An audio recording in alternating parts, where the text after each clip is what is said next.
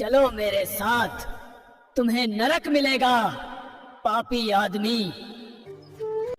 इसने ऐसा क्या किया कि इसे नरक मिलेगा? चलिए जानते हैं। उसके लिए ये कहानी शुरू से देखते हैं। मरने के बाद इंसान कहाँ जाता है, स्वर्ग या नरक? ये सवाल हर किसी के मन में आता है। कहते हैं अच्छे कर्म इंसान को स्वर्ग तक ले जाते हैं और बुरे कर्म नरक तक। लेकिन असली गुनहगार कौन है जिसे नरक मिलता है?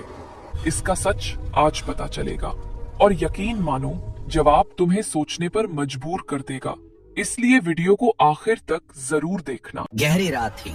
अचानक आसमान गड़गड़ाता है और धरती कांप उठती है। ये यमलोक की अदालत है जहां इंसानियत का सबसे बड़ा मुकदमा शुरू होने वाला है।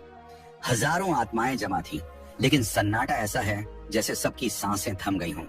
सिंहासन पर बैठे यमराज गरजते हैं, आज तय होगा कि नरक का असली हकदार कौन है। आत्माएं एक दूसरे की ओर देखती हैं।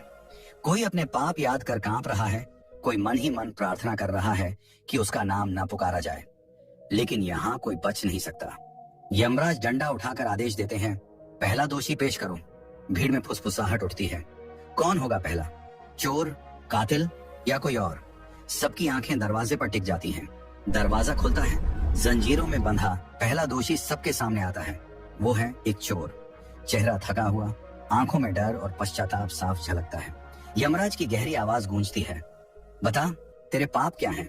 चोर कांपती आवाज में बोलता है, हाँ मैंने चोरी की, लेकिन मैं जन्म से चोर नहीं था।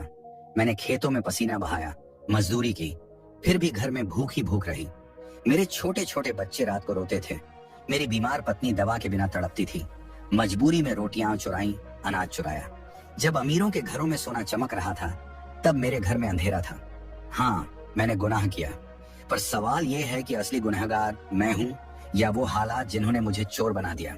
सभा में फुसफुसाहट उठती है। कोई कहता है भूख चुराने वाला गुनहगार नहीं। दूसरा चिल्लाता है, चोरी तो चोरी है, चाहे वजह कोई भी हो। माहौल गर्मा जाता है। यमराज की आंखें चमकती हैं, पर वो चुप रहते हैं। चोर की आंखों से आंसू बहने लगते हैं। वो कांपते हुए बोलता है, अगर मेरी जगह कोई और होता तो क्या करता? मुझे नरक भेज दो, मैं तैयार हूँ, पर उससे पहले इंसाफ करो। उनका क्या जो हमें भूखा रखते थे? असली अपराधी कौन है?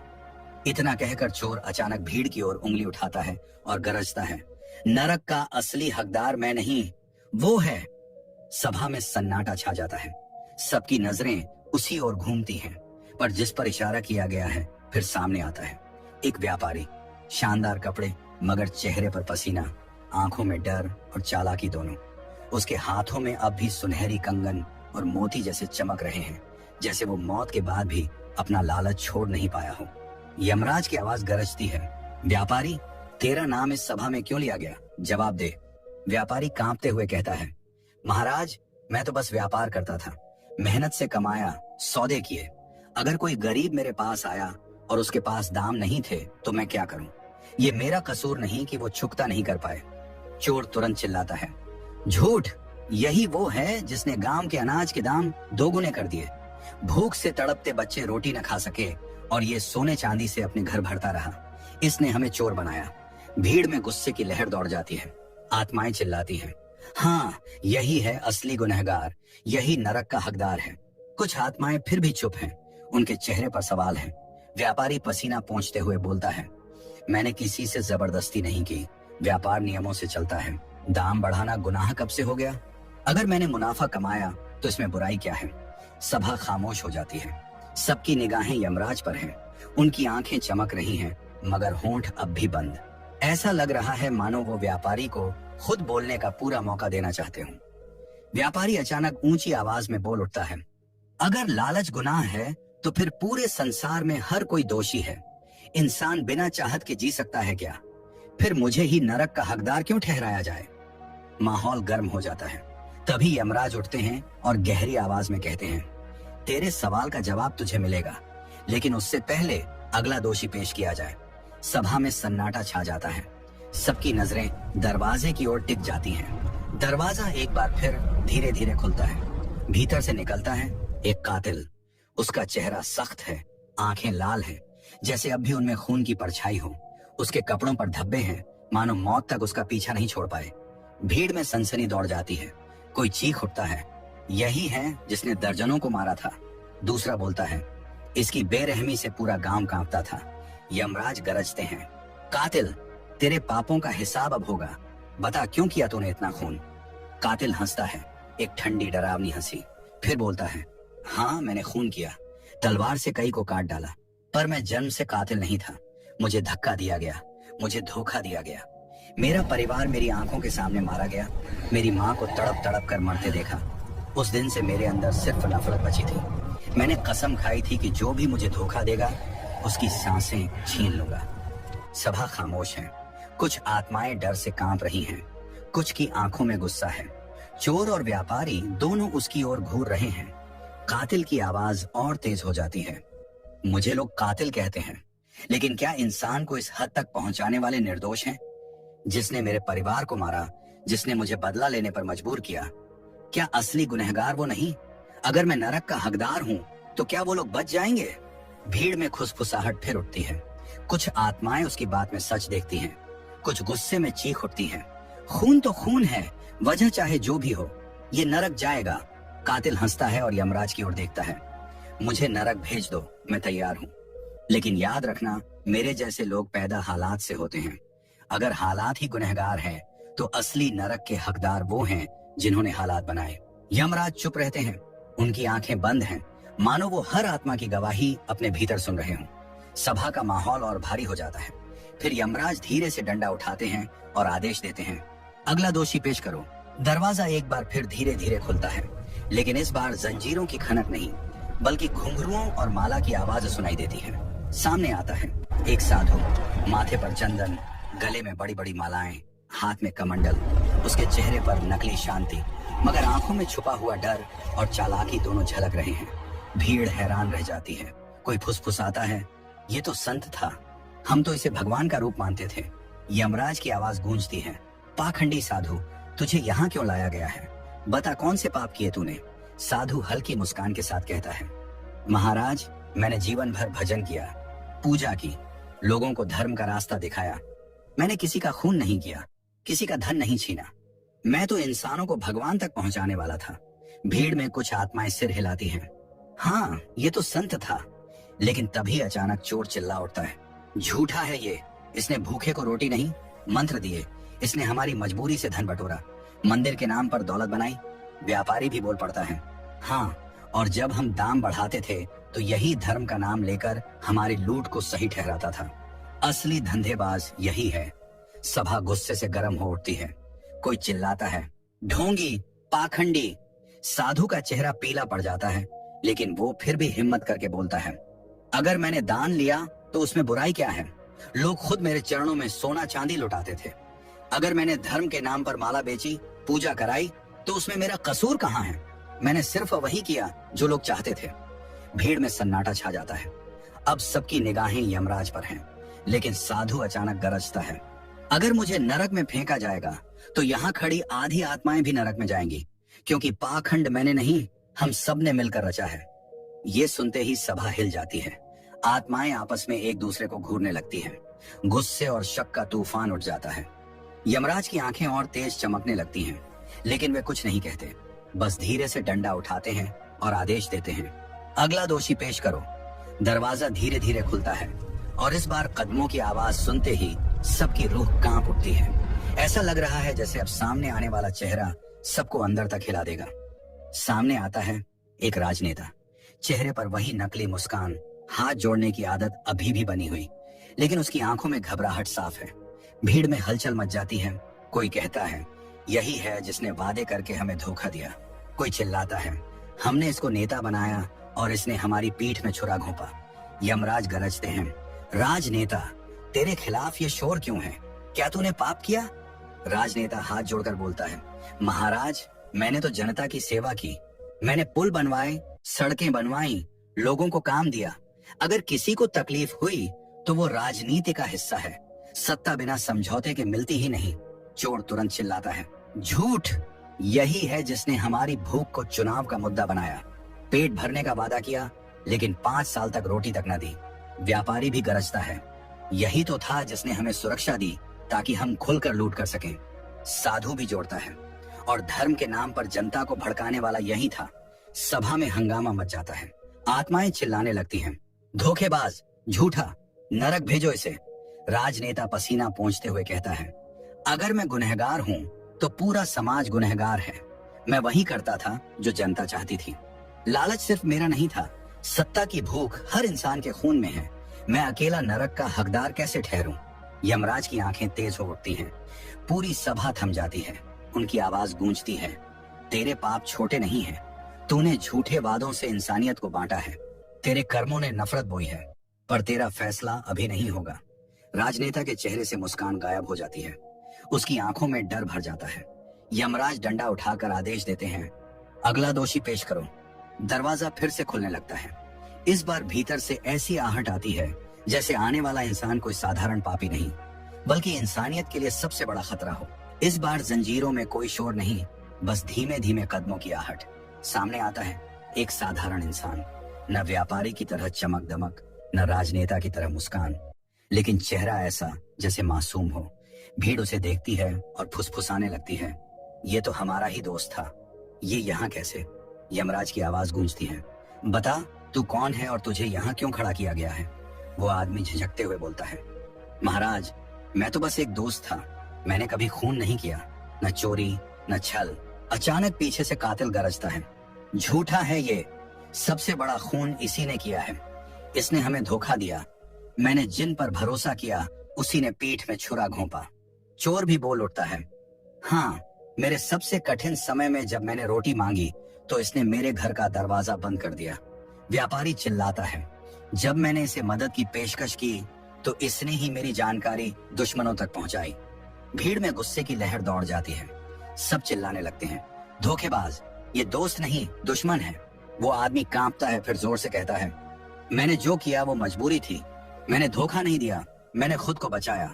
जब हालात ने मुझे घेरा तो मैंने अपनी जान चुनी। और बताओ, इंसान अपनी जान बचाने के लिए अगर दोस्त का भरोसा तोड़ दे तो क्या वो नरक का हकदार हो जाता है? सभा में सन्नाटा छा जाता है। आत्माएं गुस्से और हैरानी से उसे देख रही हैं। यमराज की आंखें चमक रही हैं। फिर वो आदमी अचानक चिल्लाता है, अगर मैं नरक का हकदार हूँ तो इंसानियत का हर रिश्ता झूठा है, क्योंकि हर दोस्ती किसी न किसी दिन टूटती है। मुझे मत देखो, खुद को देखो, हर कोई कहीं ना कहीं धोखेबाज है। ये सुनते ही सभा में हड़कंप मच जाता है। आत्माएं आपस में बहस करने लगती हैं, क्या सचमुच हर रिश्ता छल है? यमराज चुपचाप आंखें बंद कर लेते हैं, मानो पूरी सभा की आत्माओं का दर्द सुन रहे हों। फिर उनकी आवाज गूंजती है, अभी फैसला बाकी है, अगला दोषी पेश करो। दरवाजा फिर से खुलता है। इस बार भीतर से ऐसी चीख सुनाई देती है कि पूरी सभा की रूह कांप उठती है। लगता है अब असली खेल शुरू होगा। दरवाजा धीरे धीरे खुलता है। इस बार भीतर से कोई जवान लड़का बाहर आता है। चेहरा घमंडी है, आंखों में कोई पछतावा नहीं। उसकी चाल में अकड़ है, मानो मौत भी उसे झुका नहीं पाई। सभा हैरान रह जाती है। कोई फुसफुसाता है, ये तो वही है जिसने अपने माँ बाप को ही धोखा दिया था। यमराज की आवाज गूंजती है, बता तू कौन है और तेरे पाप क्या हैं? लड़का हंसते हुए कहता है, महाराज मैंने बस वही किया जो मुझे सही लगा। मैंने माँ बाप को छोड़ दिया क्योंकि वो मेरे सपनों के रास्ते में आड़े थे। उन्होंने मुझे पढ़ाया लिखाया, लेकिन मैं उनकी देखभाल करने के लिए पैदा नहीं हुआ था।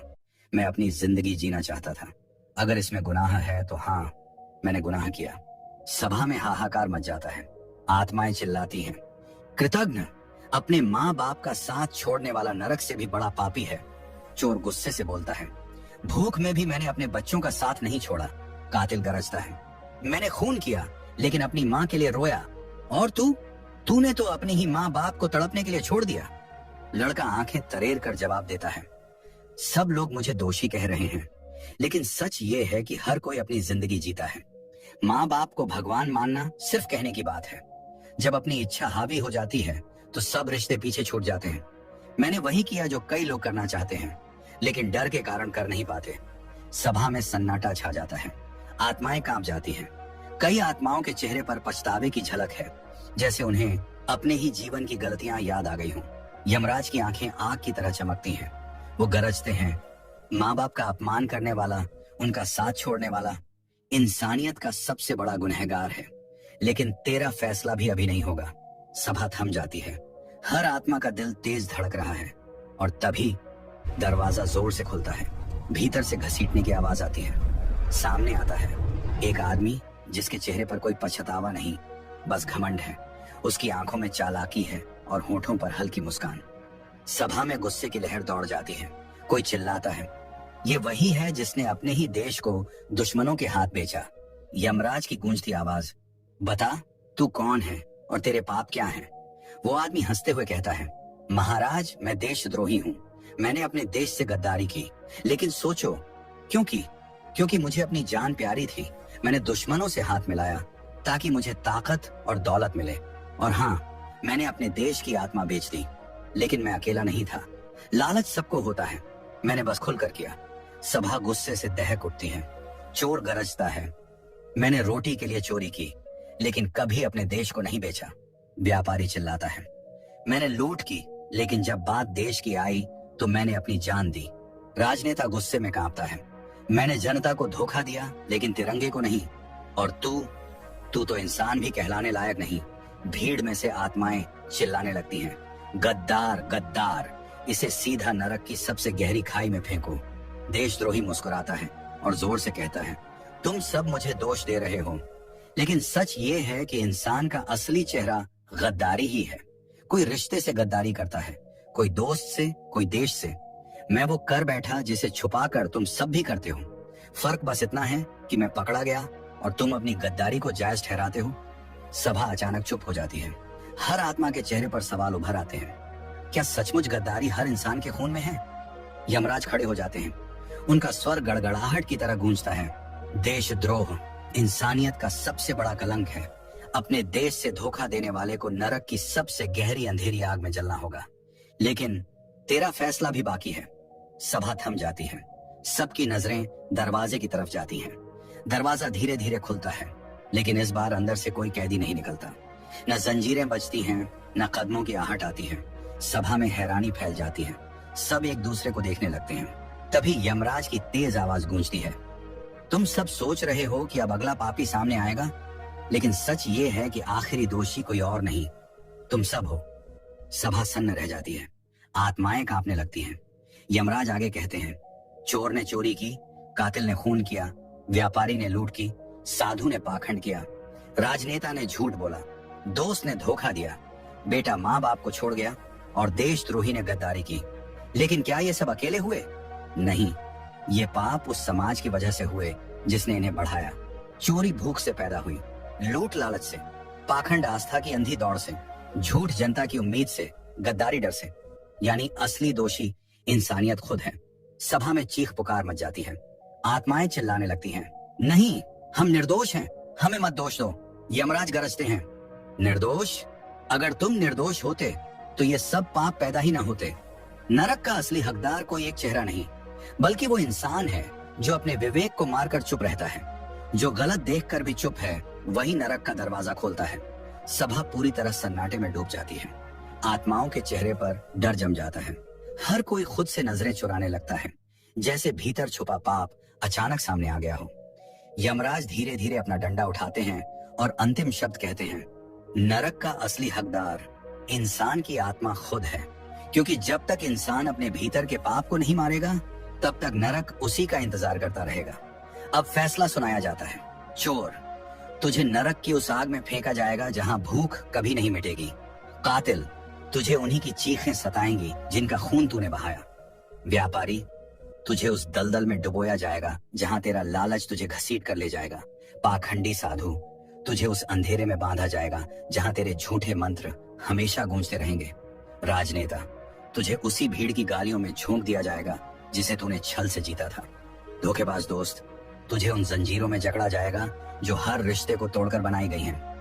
अकृतज्ञ बेटा, तुझे उस दर्द में जलाया जाएगा जो तेरे माँ बाप ने तुझे छोड़ने के बाद सहा।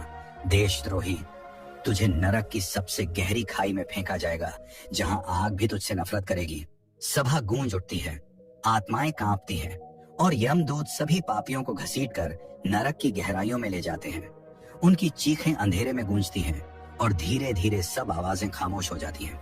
तो दोस्तों, याद रखो, नरक सिर्फ इन दोषियों के लिए नहीं है, नरक हर उस इंसान का इंतजार करता है जो अपने भीतर के पापों को पालता है। चोरी, हत्या, लालच, पाखंड, धोखा, गद्दारी, ये सब नरक के दरवाजे खोलते हैं। और दया, ईमानदारी, सेवा, माता पिता का सम्मान और देश प्रेम, ये स्वर्ग के रास्ते। फैसला तुम्हारे हाथ में है, कौन सा रास्ता चुनोगे ये तुम पर निर्भर करता है। तो दोस्तों, ये कहानी तुम्हें कैसी लगी? और अगर आपको ये कहानी पसंद आई तो लाइक करें, कमेंट करें और शेयर करें ताकि ये संदेश औरों तक पहुंचे।